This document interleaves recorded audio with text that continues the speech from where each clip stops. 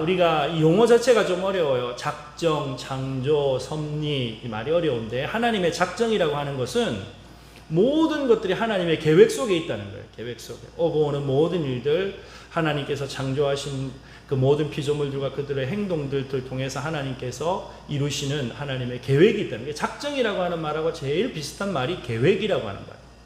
하나님께서 이 계획을 반드시 신실하게 이루어 가시는데, 하나님께서 이 하나님의 계획을 실행하시는 방법이 두 가지예요. 두 가지. 하나는 지난 시간에 우리가 배웠던 창조. 그죠? 하나님께서 이 존재하는 모든 피조물들을 하나님께서 창조하신 거잖아요. 그런데 그 창조물들 가운데 인격적인 존재로, 하나님의 형상을 닮은 존재로 누구를 지으셨어요? 사람을 만드셨어요.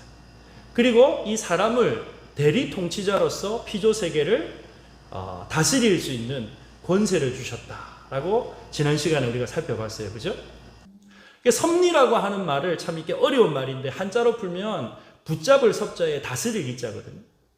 하나님께서 창조하신 피조 세계를 그냥 하나님께서 내팽겨 두시는 것이 아니고 하나님께서 붙잡고 하나님께서 다스리고 계신다. 여러분, 하나님께서 붙잡고 다스리신다, 이 말이 무슨 뜻인지 아세요? 원래 섭이라고 하는 말은 왕이 그의 백성과 나라를 다스린다는 뜻을 갖고 있거든요. 그러니까 하나님께서 천지 만물을 창조하셨다 그랬잖아요. 그러니까 천지 만물의 주인 왕은 누구시라는 거예요? 창조주 하나님. 그런데 창조주 하나님께서 이 피조 세계를 다 창조하시고 나서 그냥 내팽겨 두신 게 아니고 왕의 권세를 이제 실행하시는데, 어떻게 실행하시는가? 보존하시고 통치하시는 방법으로 하나님의 피조 세계를 다스리신다. 그래서 여러분, 섭리라고 하면은 우리의 머릿속에 키워드가 한 3개 정도 딱 떠오르면 돼요. 첫 번째는 뭐냐면, 섭리라고 하면 머릿속에 하나님이 왕이시다라고 하는 게 머릿속에 딱 떠올라야 되고요. 두 번째, 왕이신 하나님께서 피조 세계에 대해서 뭐를 하시는가? 통치하시고 보존하신다. 요거만 알면 여러분, 우리가 섭리를 그냥 이해할 수가 있어요. 자, 소율이 문답에서 11문에서 섭리에 대해서 뭐라고 설명을 하고 있는가? 우리 일반적인 번역은 하나님의 섭리하시는 일이 무엇인가? 하나님의 섭리하시는 일은 지극히 거룩함과 지혜와 권능으로서 모든 창조물들과 그 모든 행동을 보존하시며 치리하시는 일이다, 이렇게 되어져 있어요. 자, 여기 보면 이게 조금 말이 어려워서 그냥 원어를 이렇게 살려보면, 하나님의 섭리의 사역들은 무엇입니까? 하나님의 섭리의 사역들은, 그 다음 한번 읽어볼까요? 시작. 그가 그의 모든 피조물들과 그들의 모든 행위들을 가장 거룩하고 지혜롭고 능력 있게 보존하고 통치하시는 것입니다. 야, 말만 해도 어렵다, 그죠? 이거를 영어로 설명을 하면 더 어려우니까 그냥 제가 쉽게 표를 하나 그려서 여러분들에게 설명을 해드리겠어요. 자, 하나님께서 왕으로 피조 세계를 다스리시는데 어떻게 다스리시는가? 아까 왕으로서 다스리시는 하나님의 행동이 두 가지라 그랬어요? 뭐였죠? 네? 통치, 보존. 무엇을요? 무엇을 통치하고 보존하시는 거예요? 여기 보니까 그의 모든 피조물, 하나님께서 만드신 피조물, 그리고 그 피조물들의 모든 행위들. 그러니까 무엇을 다스리시는가? 하나님의 피조물, 그리고 피조물들의 모든 행위, 행동. 우리가 작정할 때 했던 내용으로 하면, 일어나는 피조 세계에서 일어나는 모든 일들을 하나님께서 통치하고 보존하신다는 거예요. 그런데 어떻게 통치하고 보존하시는가? 어떻게 통치하고 보존하시는가? 여기 가장 거룩하게, 가장 지혜롭게, 가장 능력 있게 보존하신다. 자, 여러분, 여기 거룩, 지혜, 능력이라고 하는 말은요, 소열이 사문에 하나님의 속성을 설명할 때 나왔던 말들이거든요. 그러니까 하나님께서 피조 세계를 통치하시고 보존하시는데 하나님의 속성에 따라서 하나님답게 하나님의 피조 세계를 다스리신다는 거예요. 자, 그러면 여기서 거룩하다라고 하는 말은 세상과 구별되어지는 하나님만의 방식으로 보존하신다는 거예요. 하나님만의 방식으로. 그 다음에 지혜롭고라고 하는 말은 무슨 말이냐? 하나님의 지혜를 가지고 다스리신다는 거예요. 여러분, 다스리는데 지혜가 없으면요, 여러분 일을 하는 데 있어서 다 어긋는 거예요. 다 어긋나 버리는 거예요. 예. 여러분 사람들에게 일을 할 때 야, 너 참 지혜롭다라고 하는 말을 하잖아요. 지혜롭다. 지혜롭다 하는 말은요, 순서에 맞게, 그죠? 또 아주 능률 있게 이렇게 하는 거잖아요. 그러니까 하나님께서 하나님의 피조 세계를 다스리시는데 하나님의 지혜로 다스리시니까 여러분 얼마나 완벽하겠어요. 얼마나 완벽하겠어요. 응? 그리고 능력 있게. 그러니까 하나님께서 그저 종이 임금, 종이 왕이 아니라는 거예요. 이 피조 세계를 다스릴 수 있는, 보존하실 수 있는 능력이 하나님께 있다는 거예요. 그건 어쩌면 당연한 일이죠. 말씀으로 천지를 창조하신 하나님이시니까 하나님 능력이 있는 거죠. 여러분, 이 세상의 통치자들은요, 말해놓고 못 지키는 게 워낙 많아요. 그죠? 그래서 여러분, 정치인들이 내가 국회의원이 되면, 대통령이 되면 이렇게 하겠습니다. 공약인데 여러분, 그게 공공의 약속이 아니고 빌공짜, 공중에 날아가는 약속. 예? 이번에 신임 대통령이 이제 5월 10일에 취임하는데 벌써부터 공약했던 거를 뭐 파기하니 뭐하니 그래서 말이 많잖아요.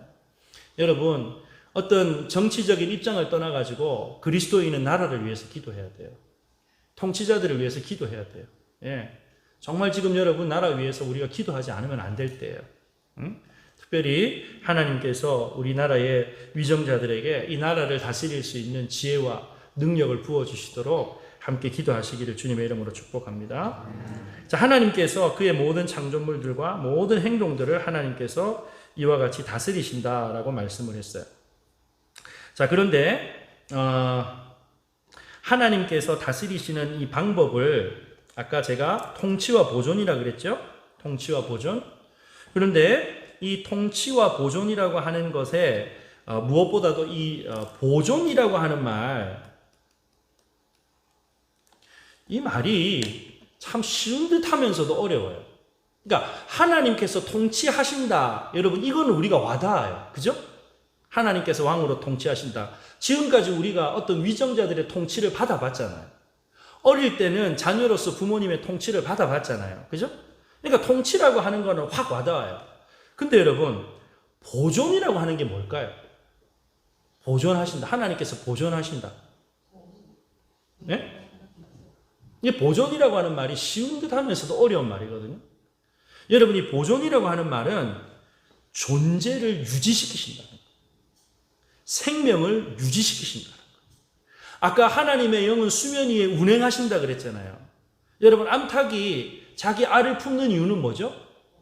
생명을 보호하기 위해서. 그죠? 생명을 유지시키기 위해서. 그러니까 천지 만물을 창조하신 하나님께서 이 피조 세계가 생명력을 잃지 아니하고 계속 유지되도록 하나님께서 지금까지 다스리신다는 거예요. 그래서 여러분, 여기 보면 영어 원문을 보게 되면 질문 자체가 과거형이 아니고 현재형을 쓰고 있거든요. 현재형을 쓰고 있다는 말은 진리라는 말이에요. 변하지 않는 사실이란 말이에요. 그러니까 하나님께서 어느 순간 피곤하셔가지고 아유, 내가 이 지구를 보존하는 거나 너무 피곤해가지고 오늘 하루만 쉬어야 되겠다. 그렇게 하나님이 휴무일을 가지신다, 안 가지신다?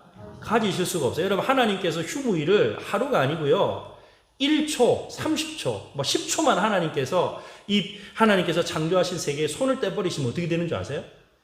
어떻게 될 것 같으세요? 지구상에 존재할 수 있는 생명이 하나도 없어요. 하나도 없어요. 그러니까 여러분, 우리가 이 땅에서 숨쉬고 살아가는 것을 당연하게 생각하면 안 돼요. 우리가 아침에 일어났을 때, 내가 눈을 떴네? 눈을 떴네? 여러분, 이제 교역자 생활하면서 유익한 것 중에 하나는 뭐냐면요, 새벽에 누가 깨우지 않아도, 알람이 안 울려도, 교역자 생활을 제가 벌써 한 25년째 하고 있잖아요. 그러니까, 전 참, 처음에는 그게 너무너무 힘들고 싫었는데요. 제가 가는 교회마다 목사님들이 그렇게 새벽 기도를 강조하시는 분들이었어요. 새벽 기도 안 하면은 새벽 기도 빠지잖아요. 그러면 제 신대원 다닐 때도 새벽 기도 빠지면 신대원 때리 치아프라 이러시는 거예요. 예. 목회할 때도 새벽 기도 뭐 이렇게 너무 피곤하고 이러면 뭐 사역이 더더군다나 저는 이제 청년 사역을 오래 했기 때문에 청년들은 주로 밤 사역이잖아요. 봐주시질 않아요. 봐주시지 않아요. 새벽기도 일주일에 한 이틀 빠지잖아요. 조용히 목양실로 불러요. 암만 생각해도 부르실 일이 없는데 목양실로 부를 때 제일 겁나거든요.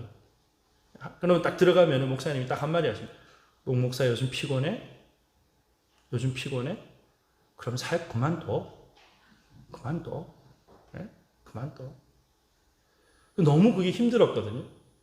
그런데 나중에 제가 깨달았어요. 아, 이게 은혜구나. 이렇게 훈련받을 수 있는 게 은혜고, 한 걸음 더 나가가지고는요, 아무리 새벽에 피곤해도 눈이 딱 떠지는 거예요. 저는 제가 체력이 있고, 제가 뭔가 하나 결정하면은 잘 지키려고 막 몸부림치는 제 성격 때문인 줄 알았는데요. 제가 3월달에 코로나 걸렸잖아요. 제가 코로나 걸리면서 제가 얼마나 체질적으로 게으른 사람인가 제가 제 스스로 확인하고 깜짝 놀랐어요. 일주일 새벽기도 안 하는데요. 너무 편하고 좋더라고요. 네. 와, 이렇게 새로운 세상이 있었나. 근데 여러분, 너무너무 이제 이게 갈등이 되는 게 뭔지 아세요? 새벽에 4시만 되면 잠이 깨는 거예요. 코로나 걸려가지고 목양실에 혼자 격리하고 있었거든요. 새벽 4시만 되면 잠이 깨는 거예요. 제가 어려서부터 신앙생활 하면서 저를 가리키신 은사님들에게 배운 기도의 원리 하나가 있어요. 새벽에 잠이 안 오면 억지로 자려고 하지 마라. 새벽에 잠이 안 오면 하나님께서 뭔가 기도하라고 하나님께서 잠을 안 재우시는 거다. 그러면 그 시간에 일어나서 기도해라. 그렇게 배웠거든요. 그렇게 기도하다 보면 뭔가 하나님께서 주시는 은혜가 있고, 또 누군가 갑자기 생각이 나서 기도하다 보면 저분을 위해서 하나님께서 긴급 기도를 하게 하시는 거겠구나. 나중에 지나서 깨달을 수도 있고. 이게 중요한 사실은요. 아침에 내가 체력이 있고 내가 의지력이 강해서 일어나는 줄 알았는데 그게 아니었다는 거예요. 섭리하시는 하나님, 내 인생을 다스리시는 왕이신 하나님께서 내 생명을 오늘도 보존해 주셨구나. 오늘도 나에게 하루의 호흡을 더하여 주셨구나. 이거 아침에 깰 때마다 하나님 앞에 깨닫게 되고 고백하게 되는 거예요. 이게 보존하신다는 것은 하나님께서 생명을 부여하시고 하나님께서 이 피조세계가 존재할 수 있도록 하나님께서 지금도 변함없이 이 피조세계를 다스리고 계시다라고 하는 것입니다. 자, 그런데 여러분, 하나님께서 이처럼 통치하시고 보존하시는 이 사역, 이 통치와 보존, 이 통치라고 하는 것은 나중에 12문에 생명의 언약하고도 연결이 돼요. 왕으로서 다스리시기 때문에 그의 백성에게 법을 주신다는 거거든요. 하나님께서 율법과 율례와 계명을 주신 이유가 통치하시는 하나님, 하나님께서 역사를 주관하시고 다스리신다라고 하는 섭리하시는 하나님이라고 하는 것을 구체적으로 보여주신 것이 하나님의 택한 백성들에게 하나님의 법을 주신 거예요. 자, 그런데 이 보존과 통치를 하나님께서, 창조주 하나님께서 신이 행하시지만 누구를 통해서 하나님께서 섭리하신다는 것을 보여주기를 기뻐하셨어요. 그게 누구냐? 인간을 통해서. 인간을 통해서. 여러분, 창조는 하나님께서 무에서부터 유로, 그죠? 아무것도 없는 것에서, 철전 무에서부터 하나님께서 말씀하시니 존재하는 무에서 유로부터 창조하셨잖아요. 그런데 하나님의 섭리 사역은요, 인간과 협력하십니다. 인간과 협력하십니다. 여러분, 인간이 어떤 능력이 있어서가 아니에요. 그래서 이거 우리가 오해하면 안 되는 게, 하나님께서 섭리하실 때 인간을 동력자로 불러주셨다. 인간과 협력하신다라고 하니까 인간 50%, 하나님 50% 더해서 100% 맞나요? 이거 아니에요. 이거 아니에요. 인간 면에서도 100%, 하나님도 100%. 그런데 일이 이루어져서 다 지나가고 나서 보니까 하나님의 뜻이 온전하게 다 이루어졌더라는 거예요. 이게 하나님의 섭리예요. 하나님의 섭리. 섭리라고 하는 말이 좀 어렵습니다만은, 특별히 여러분, 이 하나님의 섭리에는요, 인간의 죄악도 포함이 돼요. 인간의 실수도 포함이 돼요. 인간의 연약함도 포함이 돼요.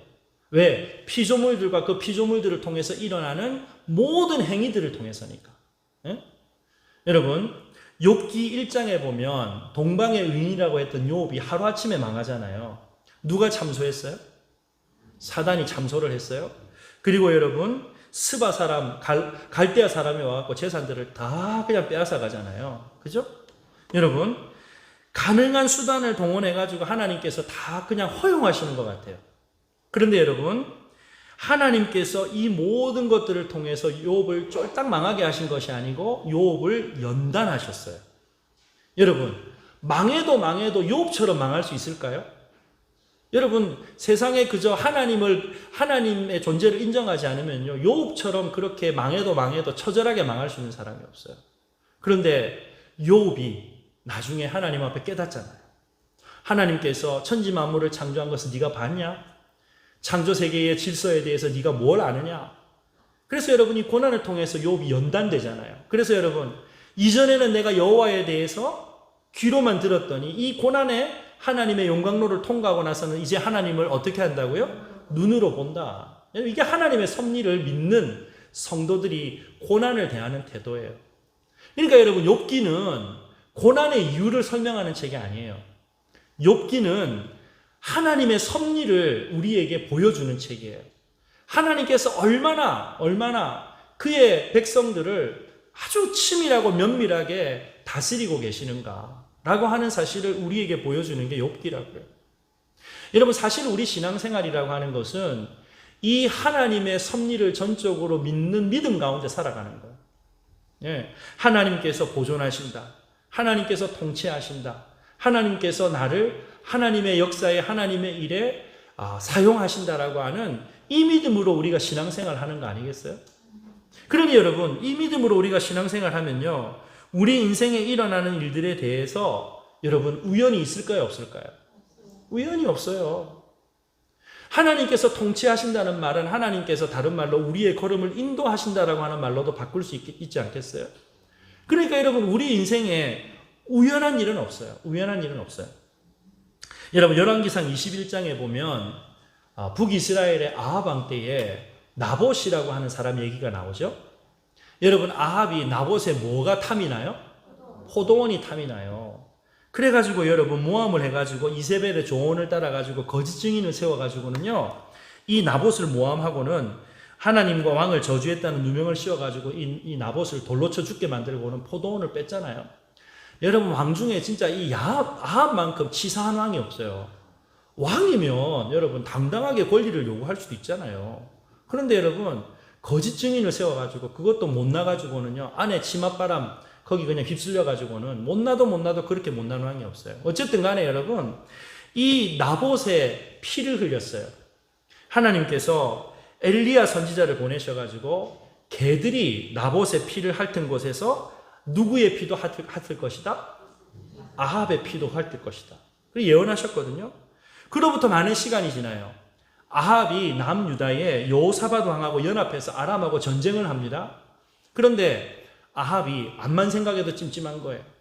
여러분, 왕들은 왕들이 입는 갑옷이 따로 있거든요. 그러니까 왕의 갑옷을 입고 딱 나갔다가는 아람 군사들에게 표적이 될 것 같아요. 그래가지고 여러분, 군인 중에 하나를 데리고 와가지고는 자기는 일반 사병의 갑옷을 입고 그 군인에게 왕의 갑옷을 입히잖아요. 지 살겠다고 그죠.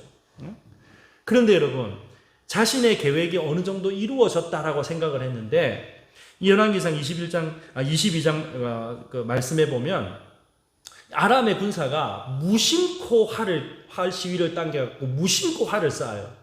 그런데 무심코 쏜 그 화살이 아합 왕이 입은 갑옷의 솔기에 가서 박혔다. 여러분, 솔기라고 하는 것은 이 갑옷이 여러분 통으로 짜져 있으면 관절을 움직일 수가 없으니까 관절 있는 곳을 중심으로 해가지고 이렇게 연결해 놨거든요. 그래서 거기가 가장 이 갑옷에 있어서 약점 부위란 말이에요. 거기를 화살이 가서 뚫어 버렸어요. 여러분, 무심코 활 시위를 당겨가지고 쏘았는데 그게 아합 왕의 가장 약점 부위에 가서 그대로 와서 탁 박혔어요. 여러분, 도망가려고 했지만 전쟁이 너무 치열해가지고 도망을 못 가요. 그래가지고 여러분, 전차 위에 있다가 병거 위에서 여러분 피를 탁 흘려가지고 과다출혈로 죽잖아요. 나중에 이 병거를 씻는데 여러분, 사마리아 못에 가가지고 씻는데 이 병거에 흘러나오는 핏물을 진짜 개들이 핥았잖아요. 여러분, 무심코 우연히 일어나는 일들인 것 같지만 그 배후에 누가 역사하신다고요? 하나님 역사하신다. 여러분, 운이 나빠서라고 하는 말 하면 안 돼요. 운이 나빠서. 팔자가 사나워서. 여러분 우리 교회는 그런 분들이 없는데요. 해운대 어느 교회는 가니까요.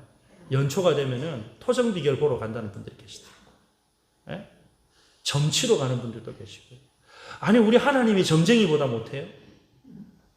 하나님께서 우리 생명을 보존하시는 것이 확실하다는 사실, 하나님의 약속의 말씀이 있으면 됐지 뭘 그걸 또 못 믿어가지고. 저는 정말 충격받은 게요. 예수무당도 있습니다. 기도 많이 한다는 분이요. 앞으로 일어날 일들을 안다는 거예요. 물론 하나님께서 행하시는 영적인 세계는 우리의 어떤 이성의 한계를 다 뛰어넘기 때문에 여러분 하나님께서 행하시는 일들을 우리가 단정 지을 수는 없지만, 제가 지금 생각해도 너무너무 마음 아픈 것 중에 하나가, 이전에 교회에서 제가 참 존경하던 장로님이 암이 걸리셨어요. 암이. 근데 그냥 병원 가서 초기에 진단받고 이렇게 진료를 받았으면 정말 충분히 이렇게 치료할 수 있는 가능성이 많았어요. 그런데 이 장로님이 어느 날 그냥 기도원에 기도를 하러 가야 되겠다고 올라가셨는데, 그냥 기도만 하고 내려오시면 될 건데, 기도원에 올라가고 이상한 사람을 하나 만났어요. 당신의 병이 나을지 안 나을지 가르쳐 줄 사람이 있다고. 거기 가보라고. 그래가지고 이제 사람이 약해지면 뭔가 의지하고 싶은 게 있잖아요. 확실한 거 보고 싶은 게 있잖아요. 그래가지고 저 다대포에 있는 어디를 갔어요. 그래갖고 막 기도하더니 이 기도하는 사람 입에서 나온 말이, 당신 몸에 칼 대면 죽는데 수술하지 마라 그런 거예요. 그래갖고 그분 말씀을 철떡같이 믿고는요, 수술 안 하고 수술 기회를 놓쳐갖고 돌아가셨어요. 여러분 칼 대서 죽은 거예요? 칼 안 대서 죽은 거예요? 네? 여러분 하나님의 섭리는 우리가 인간적인 어떤 이해로 다 이해할 수는 없지만, 하나님께서 우리에게 생각하라고 이성을 주셨잖아요. 또 의사도 주셨잖아요. 그죠? 그러면 다 활용하면 돼요. 아까 우리가 하나님의 보존과 통치가 하나님의 인간을 협력자로 세우셔서 하나님의 협력을 통해서 이루어진다. 여기에 100% 하나님의 은혜지만 100% 인간의 의지적인 결단과 노력도 함께 동반되어진다라고 얘기를 했잖아요. 그러니까 여러분 운에 맡겨서는 안 돼요. 요행수에 맡겨서는 안 돼요. 네. 우리에게 주신 하나님의 말씀을 의지하면서 무심코 우연히라고 하는 이 시간 속에서도 역사하시는 하나님의 섭리를 믿고 의지하는 저와 여러분들 되시기를 바랍니다. 그리고 여러분, 우리가 하나님의 이 섭리를 믿는다라고 한다면요, 우리가 누군가에 대해서 스스로 재판장의 역할, 재판장의 자리에 올라갈 수가 없는 거예요. 우리 다 모르잖아요. 그런데 여러분, 우리가 마치 때때로 누군가 당하는 고난에 대해서, 여러분 누군가 고난을 당하면, 어려움을 당하면요, 우리가 해야 될 일은 뭔지 아세요? 옆에 가서 손잡아주고 같이 기도해 주는 거예요. 그 고난의 시간에 함께 해주는 거예요. 그런데 욥의 세 친구처럼 꼭 가가지고 내가 원인을 밝혀주려고 하는 거예요. 이유를 찾아주려고 하는 거예요. 자기가 무슨 하나님이에요? 자기가 이유를 밝혀주려고 하게? 네? 고난 당하는 자가 있으면 함께 가서 같이 우는 거예요. 그냥 차라리 이런 말 저런 말 하지 말고 밥이나 좀 사주세요. 네? 생활비나 좀 보태주시든지 그렇게 하시면 되지. 꼭 내가 마치 하나님의 자리에 올라가가지고 야, 네 혹시 하나님 앞에 회개 안 한 죄 있는 거 아이가? 하나님 앞에 회개해라. 너 집 애가 요즘에 신앙생활 똑바로 안 한다며. 그것 때문에 그런 거다. 그러면서 여러분, 제가 전에도 한번 말씀드렸는데, 제가 이전에 사회 가던 교회는요, 어려움만 생기면 주기도문을 1000번 암송하세요. 주기도문 1000번 암송해서 안 되면은 주기도문을 1000번 쓰면 기도 응답이 된다고. 그런 분도 계시더라고요. 자신이 체험한 영적인 체험을 절대화시켜서는 안 돼요. 절대화시켜서는 안 돼요. 스스로 재판장의 자리에 올라가서는 안 돼요. 또 하나, 하나님의 섭리를 믿는다면, 하나님의 보존과 통치를 믿는다면 우리가 원수 갚으려고 할 필요가 없어요. 우리가 원수 갚으려고 할 필요가 없어요. 여러분, 억울하게 죽은 나봇의 가족들 마음이 얼마나 억울하고 아팠겠어요? 그런데 여러분, 이 유족들이 하나님의 섭리를 믿는다면 악인을 벌하시는 하나님에 대한 말씀 붙잡고 기다리면 되는 거예요.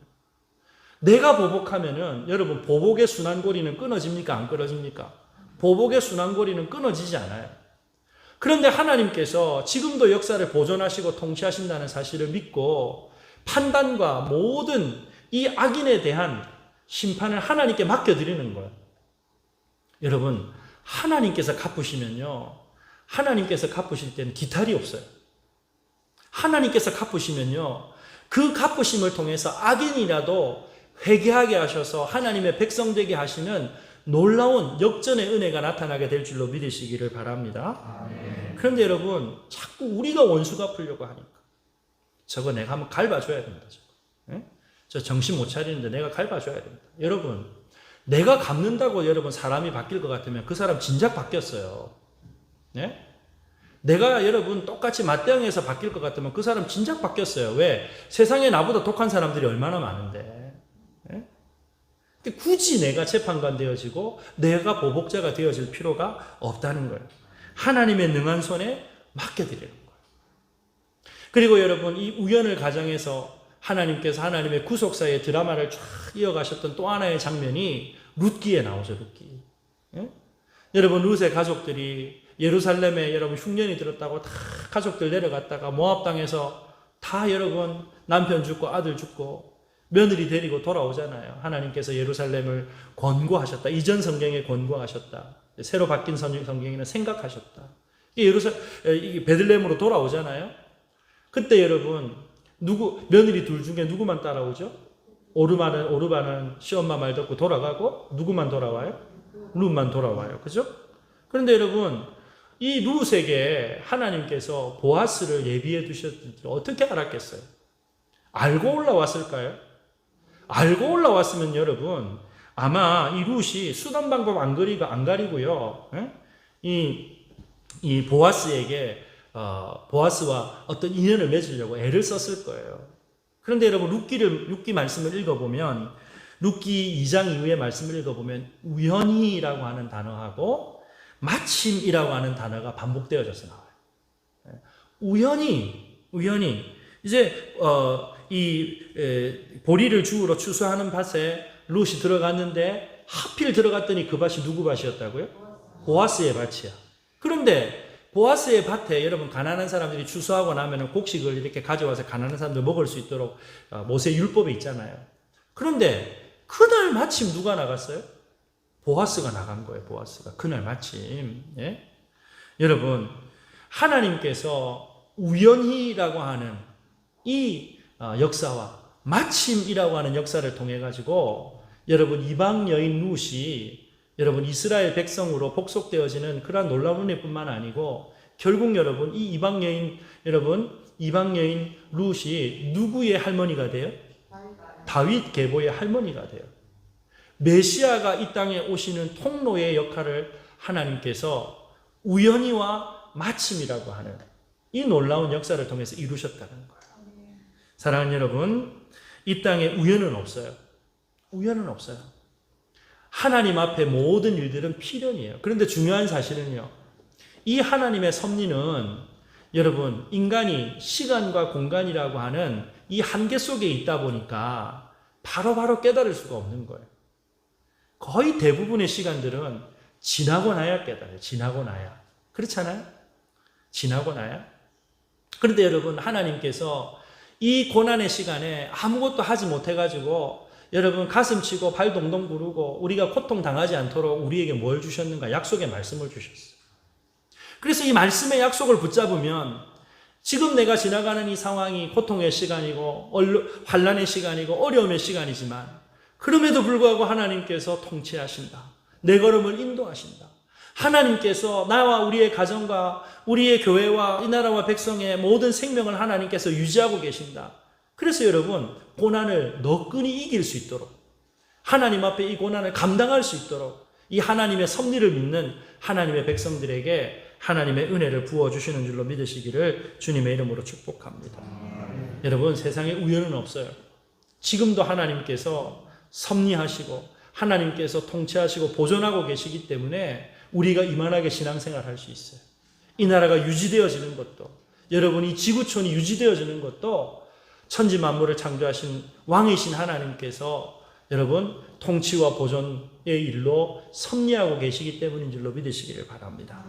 자, 그 다음에 이제 12번째 질문으로 가야 되는데, 하나님께서 이와 같이 일반적인 모든 통치하시는 일과 보존하시는 일을 하시는데 하나님의 형상을 닮은 사람에 대해서 특별한 섭리를 하시는 일이 있다는 거예요. 하나님의 특별 섭리. 이제 우리 헌법에 있는 12문을 읽어보면 사람이 창조함을 받은 본 지위에 있을 때 하나님께서 저를 향하여 섭리하시는 중에 무슨 특별한 작정을 하셨는가? 질문도 어렵고 무슨 말인지 모르겠어요. 답은 더 어려워요. 하나님께서 사람을 창조하신 후에 완전히 순복하는 것을 조건으로 삼아 생명의 언약을 맺고 선악을 분별하는 나무의 실과를 먹는 것은 사망의 벌로 금하셨다. 자, 이게 무슨 말이냐면 하나님께서 사람을 창조하시는 그때에 어떤 사람에게만 대해서만 특별한 섭리적인 행위들을 행하셨다는 거예요. 사람에 대해서 하나님께서 이 인간에 대해서만 하나님께서 통치하시고 보존하시는 특별한 섭리를 약속해 주셨다는 거예요. 그래서 이 사람에게 대한 이 하나님의 섭리는요, 영어 단어를 보면은 과거형을 쓰고 있어요. 이게 무슨 말이냐면 다시 반복되어지는 것이 아니라는 거예요. 반복되어지지 않은 사람에게만 특별한 섭리를 하나님께서 행사하셨는데 그게 뭐냐?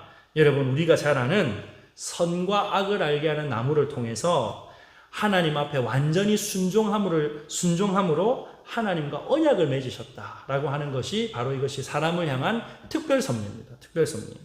자, 이게 좀 말이 어려운데 내용을 살펴보면 이래요. 먼저, 자, 사람과 생명 언약을 맺으셨다. 언약을 맺으셨다. 여러분, 하나님께서 피조물인 인간과 언약을 맺으셨다는 거예요. 그런데 여러분 한번 생각해 보세요.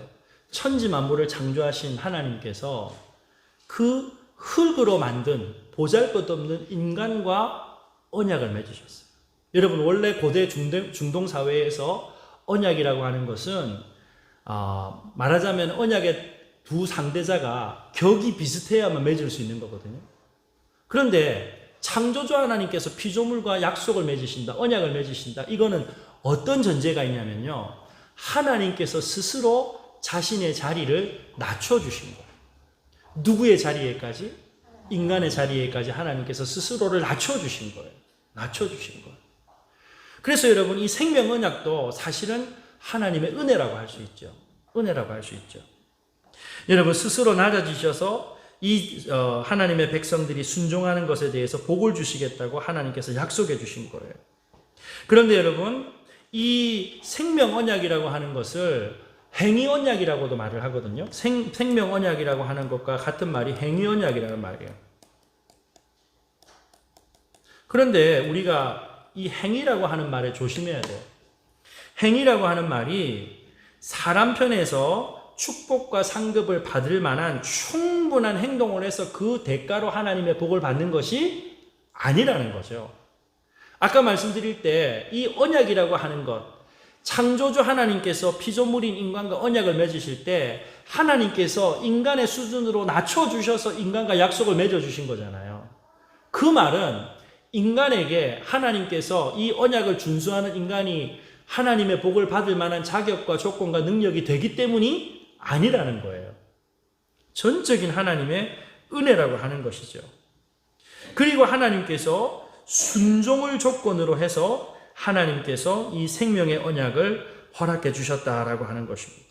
그래서 하나님께서 이 순종을 조건으로 해서 하나님의 이 언약을 주셨는데, 우리가 여기서 한 가지 이 창세기를 읽을 때마다 특별히 초신자들 같은 경우에 이런 궁금증이 생겨요.